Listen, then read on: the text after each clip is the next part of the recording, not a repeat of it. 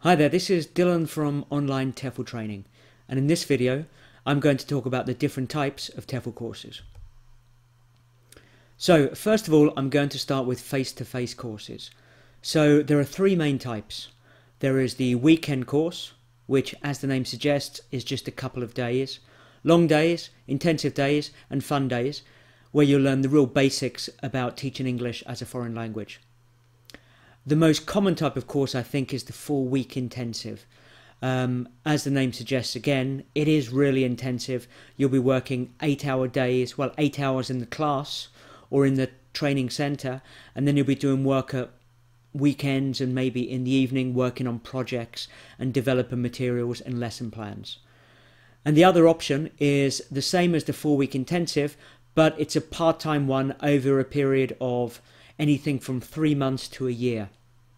Now, one thing about the 4-week intensive or the part-time courses, generally they last at least 100 hours, often 120 hours.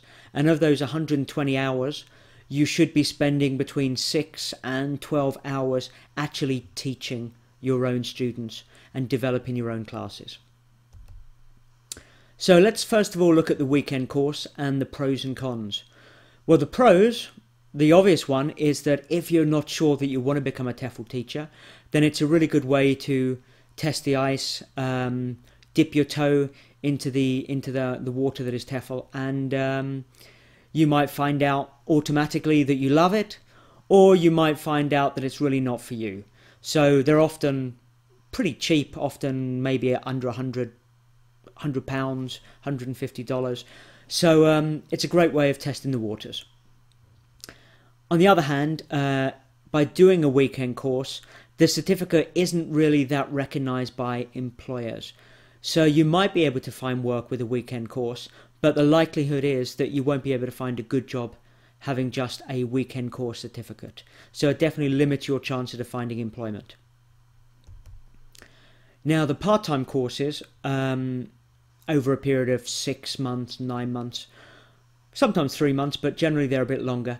The pros are that you can really develop your skills when you have more time to do so. The problem with the intensive courses is that they are really intensive. And if you're the sort of person who gets stressed quite easily, or maybe you have a job, or maybe you're studying during the day, so you don't have that much time, this is an option. This is an option, and you might study 1 or 2 nights a week, maybe the odd weekend. And as I said, the great thing about part-time courses is that you can really refine your skills. You can learn a lot about TEFL because you'll have time to absorb all the information that you're receiving. The major problem, I think, with part-time courses is that you can lose focus. So you might enjoy the first couple of months, and then you might have Christmas holidays, and then you lose a bit of that impetus. And so when you go back after a break, you've forgotten things. And again, if you're the sort of person who needs to be under pressure to really perform, this may not be for you. But it's definitely an alternative people should think about, especially if they're currently working and can't afford to actually spend that much time doing the course. Now, a 4-week intensive is the most common type of course, and it probably works pretty well for a lot of people. The obvious advantage of a 4-week intensive is that you live and you breathe and you sleep and you dream TEFL. So in a very short period of time you become quite the expert. And the other, I think, great thing about a 4-week intensive course is that you belong to a group of people, and so people become very supportive and everyone helps each other out, and you can see yourself progress as a teacher on a daily basis. Maybe on Monday you give a class which isn't so good, but on Tuesday you've thought about what went wrong and you give a fantastic class the following day. The main negative, I think, of a 4-week course is that it can be very stressful for some people, and it's quite easy to fall behind if you miss a day or if you miss a couple of days due to illness or other requirements. And again, you might find you're comparing yourself with other people on the course, and if they're doing well, if they're flying, you may lose a bit of self-confidence, and that may have a knock-on effect on your performance in the classroom. And again, there's an enormous amount of information to actually absorb in a small space of time, so it's definitely not for everyone. Personally, I think a great length for the course would be about 6-7 weeks, but unfortunately the market model is the 4-week course. So the main thing about the 4-week course is that it becomes a bit like a boot camp, especially when you're actually living very close to the centre. You might live in a sort of residential centre with the other trainees, and so there's no real room to escape sometimes. So that may not be for everyone. So if you're the sort of person who needs a lot of space and time to reflect, maybe consider doing a part-time course. Now, another option is doing an online course or a blended course. If you haven't come across the term blended course before, it basically means a mixture of online learning and face-to-face learning.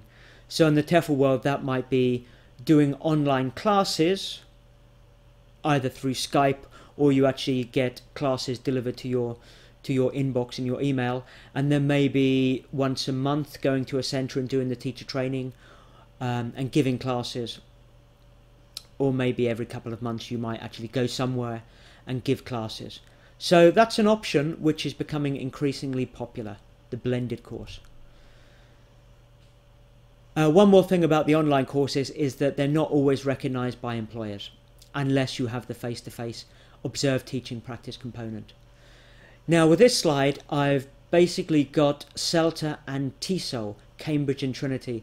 Now if you are taking the 4-week course or the part-time course with the observed teaching practice, these two, at least in Europe I think, are the blue chip courses.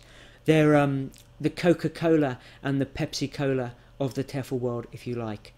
The Cambridge CELTA is probably a little bit more well known and perhaps a little bit more prestigious than the other one, but both of them will enable you to get the best jobs in the English language teaching industry. If you want to work, for example, for the British Council, then you need a Cambridge CELTA or a Trinity TESOL. And increasingly many schools, academies are requiring teachers to have one of these courses because they're accredited by world famous universities. So there are American equivalents which I don't know too much about, I'm afraid, but certainly in Europe these are the two most recognised courses. So I hope this helped a little bit and you can make an informed choice about which TEFL course is for you. Just to summarise, if you just want to give it a try, if you're not sure if you're going to be a good TEFL teacher or if you're interested in a job, it might be a good idea to take a weekend course or an online course.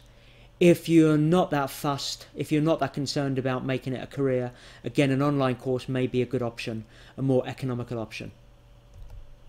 So this is Dylan from Online TEFL Training. If you'd like to see more videos, please go to the YouTube channel, or if you just want more information about TEFL teaching, go to my website at onlinetefltraining.com. Okay, bye for now. See you soon.